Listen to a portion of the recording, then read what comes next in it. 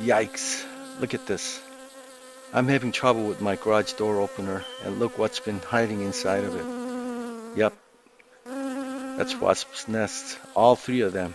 Man, it's pretty gross to see the babies hatching inside.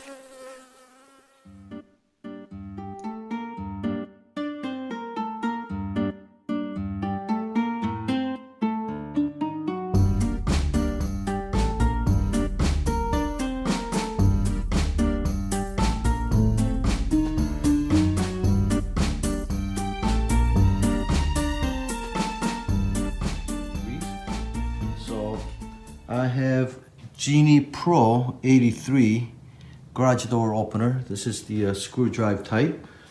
And what's happening in the morning is whenever I try to open, it will buzz and click, but this thing here is not rotating and cannot open the door. Sometimes I can help to lift the door, and sometimes it will open the door, but that doesn't work always. So first thing I did was, just for maintenance sake, I went ahead and applied the lithium grease around the rollers, all the joints, the pulley, the cables, and the spring, and some parts of the arm there.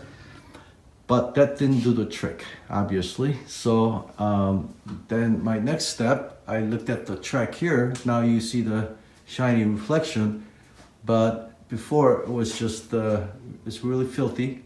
It was full of black grease, probably hadn't been cleaned in 25, 28 years. So, and especially around this carriage here, just in front and back, there was just so much grease that had accumulated. In fact, some of the grease was oozing out of some of the holes in the carriage there. So I had to completely clean that thoroughly.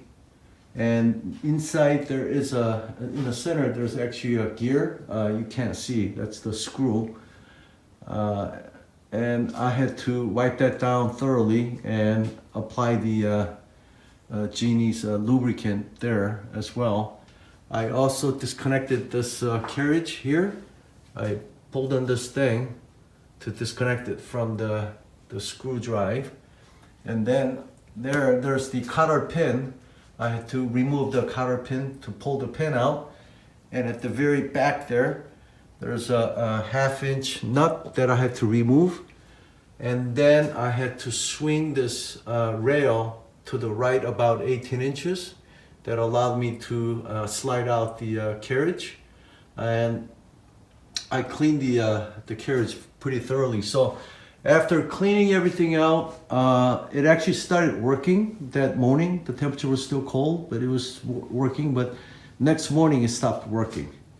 So then I went and opened this cover, which is right here.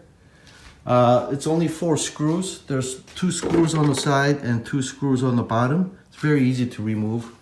But make sure, safety's first, so make sure you unplug your power outlet before you do research. And what I found is some of the people are having trouble with the some of these solder points popping out. And so I checked very carefully. I see a little bit of discoloration in some of the spots, but when I look very closely, they still look okay. And then I came over here and I checked the boards here, and all the solder points looked even better than the other side.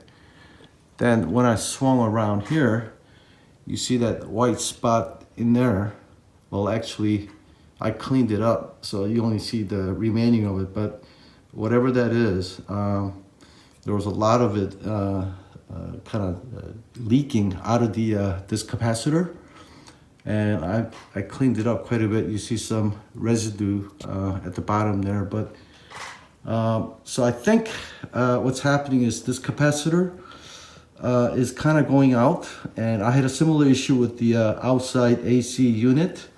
The motor would click and it would buzz, but it would not really spin the motor. So when I replaced the capacitor, it worked. And So I ordered a new one here, and this is really easy to take off. And again, before you touch anything in here, make sure you unplug, okay? There's just one screw down here, okay? You loosen that little bit, and that'll allow this capacitor to slide out. And you only have 4 wires that just plugs in. So I ordered the exact same unit, so it should be very easy to replace this.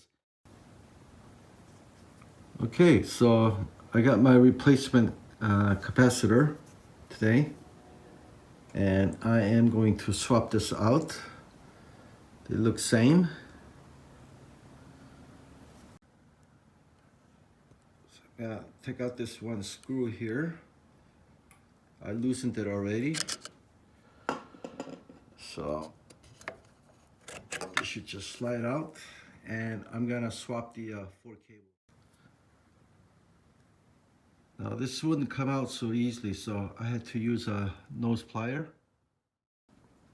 Okay, so the new capacitor has been put in.